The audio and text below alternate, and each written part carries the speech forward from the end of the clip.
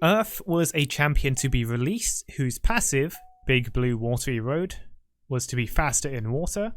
His Q, Flippy Floppy, switched between a fish and a spatula for his weapon. The fish would do damage over time, and the spatula would deal instant damage. His W, Poseidon's Gaze, called upon the powers of a Manatee god, which would, presumably temporarily, disable Fog of War. His E, Flop Strike, flopped onto an enemy with massive destructive force, but could only be used when directly next to an enemy. His ultimate, Omnisplash, caused all nearby enemies to take water damage and briefly impaired their movement. Unfortunately, before release, URF was eaten by Warwick, worn as a skin quite literally, before being reworked into a game mode. Jokes aside, URF, or Ultra Rapid Fire, is a rotating game mode that has had quite a few changes over the years since it began in 2014. It's a very popular game mode amongst League of Legends players, and one that Riot seem to have mixed feelings about bringing back, leading to some alternate versions of URF and sometimes long periods of just not having it. In a way, you could say URF has had quite a few reworks, so let's go back and look at the original.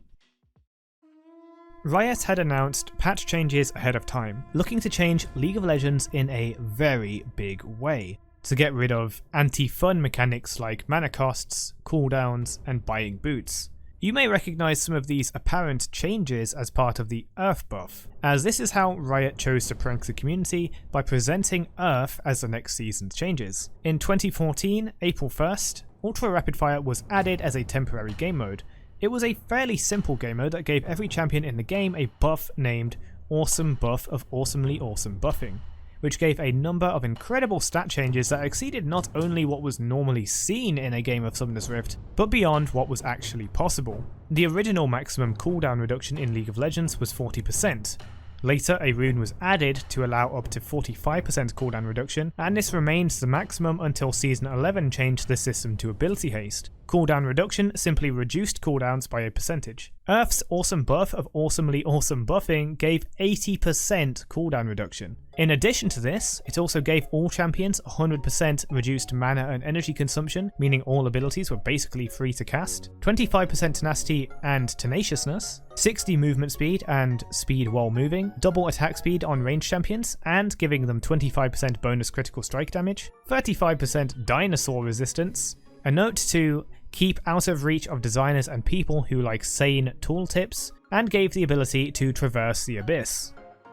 Some champions did have some changes to prevent them breaking the game too early, and 2 champions were straight up banned, the 2 banned champions being Kassadin and Ryze, who would absolutely abuse the lowered cooldowns and removal of mana costs. Other than that, it was an untamed Wild West for people who had found broken champions, including Helicopter Hecarim as an example, which is exactly what it sounds like. On April 6th, Sona was disabled for being too strong, and on April 8th, Helicopter Hecarim, Kayle, Soraka, Nidalee, Alistar, and Skarner were all put on the URF ban list. URF would not be seen again until April 1st, 2015, and Riot released news about new Ultra Rapid Fire, or NERF. Riot announced they were confident they had created the most refined gameplay experience League has inspired yet. Now, in NERF, you would have plus 100% mana and energy costs, meaning doubled mana costs, plus 200% cooldown inflation on abilities, items, and summoner spells, plus 225 movement speed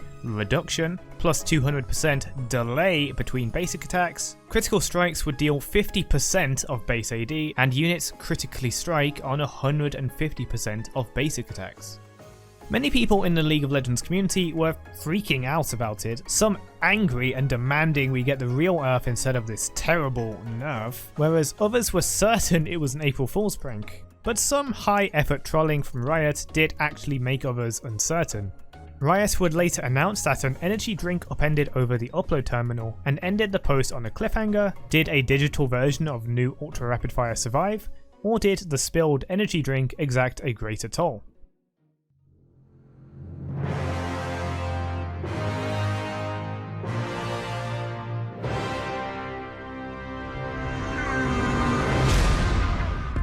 Of course, on April 1st, Riot would announce URF 2015 rising up from the fresh ashes of NERF. This version of URF had many more changes to try and balance the mode a bit more, Heals and shields were nerfed to weaken permanent shielding, a lot of cooldowns were reduced such as Anivia's egg cooldown, stun durations were reduced, and overall a lot of things were made weaker. They also brought mana costs back into URF and reduced health costs by 50%, much to the joy of Vladimir, Mordekaiser, Mundo and Aatrox. Some of the broken champions of the previous year were specifically nerfed, like taking the helicopter away from Helicopter Hecarim, and Kassadin was allowed into URF, but had his ult cooldown forced to 3, 2 and 1 seconds depending on ability level. Since mana costs were back in, they allowed Kassadin to repeatedly rift walk with no doubling mana costs on it. Rise was also allowed in with a nerf to his cooldown refund on passive, and they buffed Rumble so overheating no longer silences him, as that otherwise made him a rather terrible URF champion. The patch notes are rather funny, so I'll link them down below. Additionally, URF 2015 added finishers, which were icons you could buy for 250 RP and equip, causing explosive or other effects to happen when you kill an enemy. URF was heavily marketed this year with a release of Debonair skins, real-life URF merchandise, and a pair of URF-themed icons, one supposedly worth 99,999 RP. URF would return in 2016 as one of the rotating game modes alongside Ascension, Hexakill Twisted Treeline, and One for All. Once again, it came with a light passive balance changes, but nothing too major. However, in September of 2016, URF returned in a different form. All champions were enabled under the condition that all picks were random, and thus began all random ultra rapid fire. Every URF after this was all random URF for quite some time, though a special variant of all random URF came in December 2017 with Snow Battle ARURF, a version with a limited champ pool using only snow and winter themed skins. I can't say much about the reception for this game mode as I had quit the game a few months prior to this, so if you remember playing it, please do let us know what you thought of it at the time by posting a comment below. All random URF was enabled a few times, like in 2018 as an apology for the Clash beta failing. The next all random URF after this was the first URF to be featured after Runes Reforged. On patch 9.2, they made several URF specific changes to runes, like lowering their cooldowns massively to match URF's pace, as well as causing Baron and Elder Dragon to spawn much sooner and grant all of their buffs, like Elder Dragon giving all Dragon Slayer elements on kill, and for Baron to also reward an Eye of the Herald. Other changes helped make the mode casual for everyone, including giving gold even if you don't last hit the minion, with bonus gold for successful last hits. Surrenders were now allowed from 8 minutes into the game, and home guards, bonus speed from spawn, were enabled from the very start. Some keystone runes like Lethal Tempo were disabled completely as well. Also, a cannon was added to URF, allowing champions to quickly get back into the action after backing or respawning. Again, there was a passive balancing, but much heavier. Rather than just changing cooldowns or the specific numbers of abilities, champions received changes like damage dealt increased or lowered by 10%, or other very simple changes that could be applied and changed very quickly, according to whatever data Riot had on the game mode. Every URF after this would see similar changes to these kind of numbers, and those would be pretty much the only changes URF would see from then on, aside from a few number changes to runes and objective buffs sometimes. The next significant change to URF would come in Season 11 when the Mythic item overhaul was introduced. 80% cooldown reduction was replaced with 300 ability haste, equivalent to about 75% cooldown reduction, but now you are allowed to buy even more ability haste to go even further beyond. Some items like support gold generating items were disabled, and some new effects were added, like 40% of bonus mana and mana regeneration being converted into bonus health and health regeneration if your champion had mana. So you could use tier and the new mana mythic items effectively even in URF. From here on out, the only changes were simple damage modifiers, either increasing or decreasing damage dealt or damage taken by champions. Thanks to a weird bug, the story of URF doesn't end here. Not only did URF stop strictly being all random URF, but these damage modifiers on the PBE were very strange.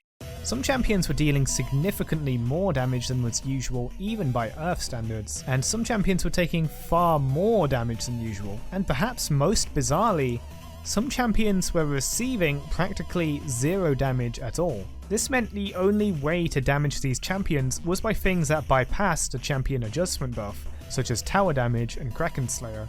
This spawned somewhat of a broken game mode in and of itself, and people were actively trying to play this by using these champions and counter-building the opposing immortal champions. Looking back at it all, I've been really nostalgic while writing this video. The NERF announcement especially, I really liked how URF used to be and find I'd get tired of newer versions a lot faster, especially all random URF. But those are just my thoughts, and I'd love to hear from you. How do you feel about URF as a game mode? And what do you think of the older iterations of URF? And finally, should URF be reborn as a champion? Thank you so much for watching, happy April Fools, I look forward to the next URF we get even if it isn't today, and must say I hope we can see some of that silliness from Riot again in new game modes, to contrast with the seriousness of Summoner's Rift. See you next time in the next before the rework of an actual champion.